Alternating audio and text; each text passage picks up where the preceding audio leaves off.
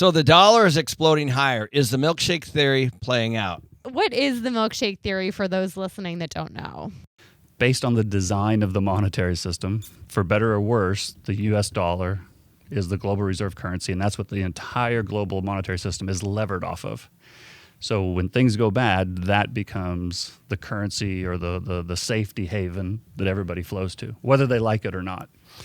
And so that's kind of what's happened. I mean, the dollar has gotten stronger for a couple of reasons. One, because there has been a global slowdown overseas and other places, but also people want to invest in the United States because it's the one area that's really growing well. We've got the technology, we've got the rule of law. For a number of reasons, the United States is seen as the safe haven for everybody else around the world. In addition to that, a lot of times people think of the Cayman Islands or Guernsey or Singapore as tax havens. Well, for the rest of the world, the United States is the tax haven. So every wealthy family, every wealthy business owner anywhere in the world tries to get assets into the United States because for them it's a tax haven. But if you're going to invest in the United States, you need dollars. You can't send yen to the United States and go buy an apartment building. You need dollars to do it. So that capital flowing into the United States makes the dollar stronger. As the dollar gets stronger, it puts pressure on the rest of the world. But let me ask a question about that. So, you say that the dollar, like say China owes us $1 billion just to keep it easy. How does the dollar strengthening make them owe us more? So one correction, they don't owe it to the United States. They owe it to each other. Okay. So, in other words, China maybe issued a bond denominated in dollars, but the purchaser of that bond could be from Australia, could be from Japan, could be from Germany. They don't necessarily owe it to the United States. They just owe it in dollars. Got it. So, as an example, but now to your point, they owe $1 billion. If their economy slows or if they're not able to get as many dollars and their currency falls versus the U.S. dollar, it's harder for them to get the dollars to service the debt. I see, because they're having to exchange their currency for right. U.S. dollars to then pay it to service the debt. If the yuan's at 7.5 when they borrow, and then it goes to 8.5, now they've lost 10%. And so it's almost like the amount that they borrowed went up 10%. So I have a couple questions. So the DXY is almost at 110. Yeah, it's like it's a 13-year high. Right. It went to like 113, 114 for a couple days 2 years ago, but in general, it's kind of back at its 30-year high, yeah. Essentially, when the dollar gets strong, other economies get weaker, the ones with their currency. Is that right? That's right. And this has always been my fear. A lot of people think that I want the dollar to go higher. And my point has always been, I don't necessarily want it to go higher. I just think it's going to go higher. And it causes a lot of problems. And in many ways, the question becomes, does the dollar go higher? Is that what causes the problem, or does it go higher in response to the problems? And I don't really know which one causes the other. I just know that the correlation is almost 100%. Because there's a lot of chatter out there that says print is going to make the dollar weaker, right? And that's what a lot of investment people kind of hang their hat on, right? Right. That is not playing out. Not exactly. It is to some extent, and in other sense, and I'll tell you what I mean, because there is some nuance involved. I've always said that the dollar may lose purchasing power against real things, gold, real estate, diamonds, and that's happened. Whatever it is, wheat, So it could lose its purchasing power versus commodities. And I think over time, history has shown that fiat currency does lose value. But the people that are always talking about the dollar's going to get inflated away and it's going to lose global reserve currency status, and as a result, the United States is going to lose its position in the world and the rest of the world's going to rise, that's not accurate because all the other countries have fiat currencies as well. The difference is, and they're all having to print their currencies. Yeah, I've heard you call it fiat versus fiat. Fiat versus fiat. And this is really important. And some people will say, okay, if all fiat loses value versus real things, then fiat versus fiat doesn't really matter. That's completely wrong, and I'll tell you why. Because every financial crisis of the last 30 years, 40 years, 50 years, has probably had some component of fiat versus fiat rising versus the other.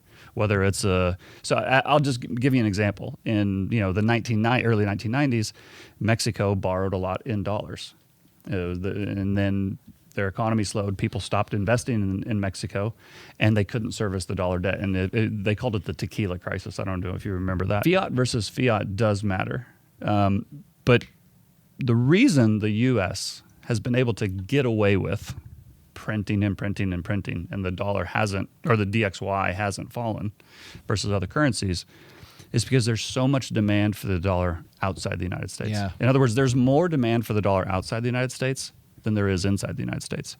But that doesn't exist for any other currency. But the reason for that, though, is because their currency is unstable. So they're trying to be in the dollar because it's more stable. Typically, that's absolutely right. And then also, it kind of goes back to the 1970s when, the United States and Saudi Arabia get this. It wasn't an official treaty or anything, but the U.S. said, we'll keep you in power, we'll protect you, we'll help you develop Saudi Arabia.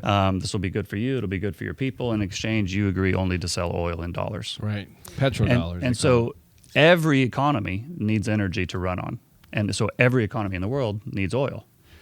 And so therefore, every economy in the world needs dollars. Kind of the standard, then more transactions were done outside the United States, but denominated in dollars because it was the easiest currency to transact in. If you think of each country like a swimming pool and it's filled with water, and then they print more money, that's like putting more water into the swimming pool. Eventually, it's going to flow over and run out on the grass and into the streets. That's inflation, right? That's when the purchasing power is falling. The problem when people say they're going to print money and that's going to happen, it's not that they're incorrect. It's just that what they forget or what they don't know is that there's a drain on the bottom of the swimming pool of the United States that drains out into the rest of the world and goes to all the other swimming pools. All those other swimming pools, they don't have a drain that stays in their country. Yeah. And so the U.S. dollar goes out and then they print their own currencies and they overflow. Those other countries get higher rates of inflation than the United States does because they don't have a drain. So are you saying that the inflation primarily in these other countries is caused from too many dollars? It can be, and in some cases it is, yes. A lot of times when people talk about the system, the design of the system, that it's an exorbitant privilege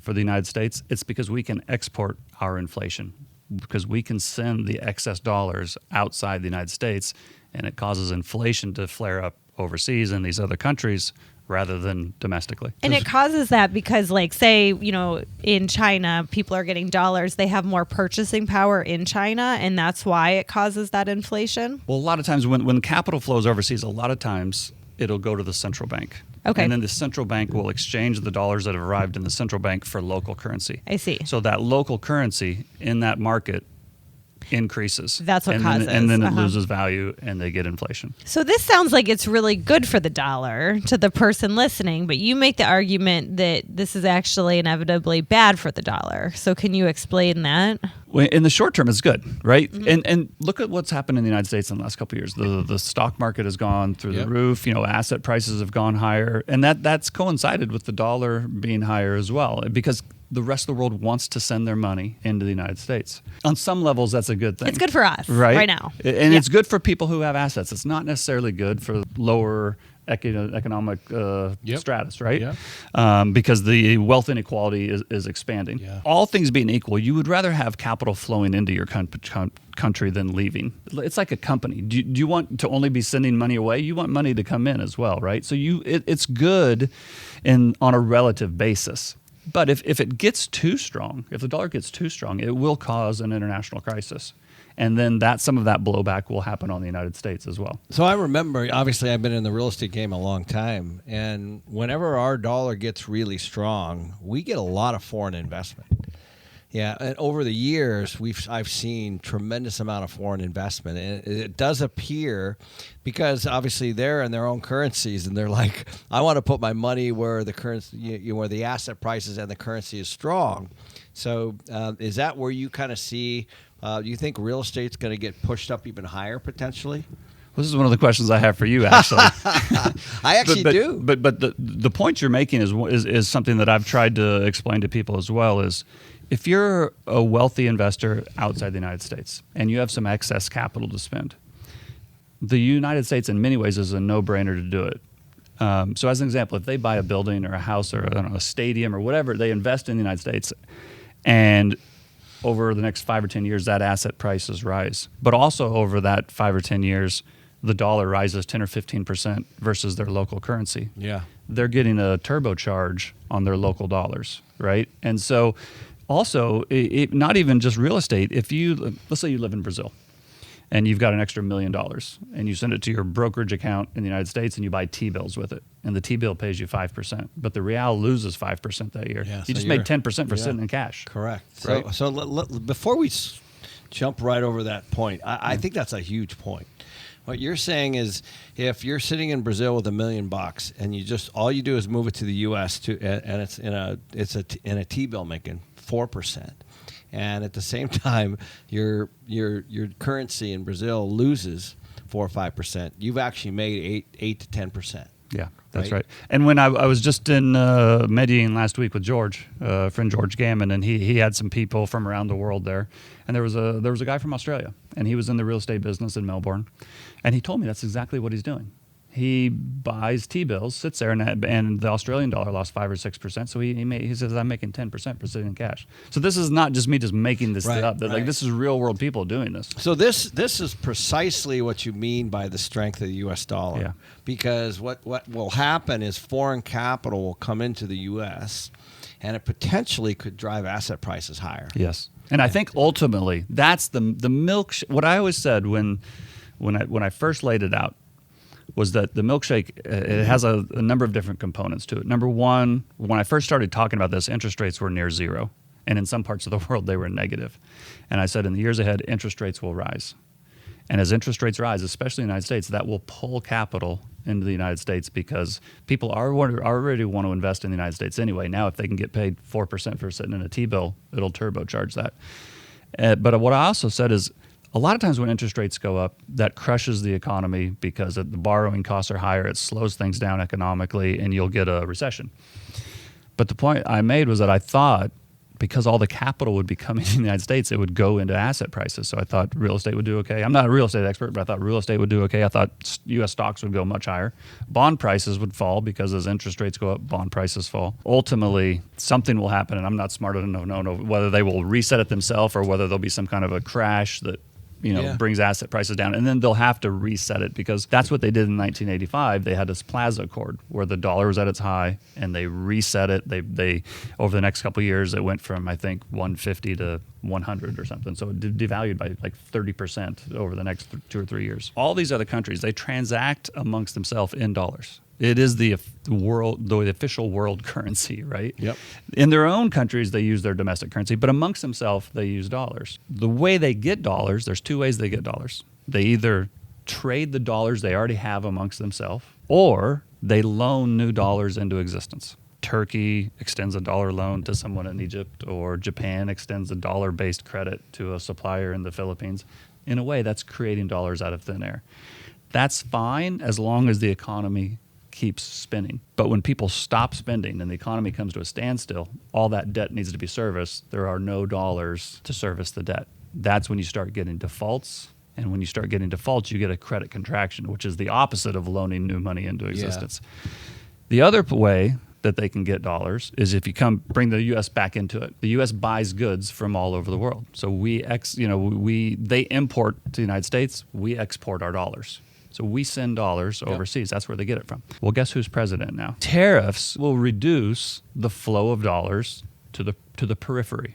Okay. Let's explain what a tariff is real quick, because basically we're making it, because one of the things Trump wants is manufacturing. Right. And a stronger dollar does not help manufacturing, because what it does is it incentivizes people to buy stuff from outside of the country. That's right. Right.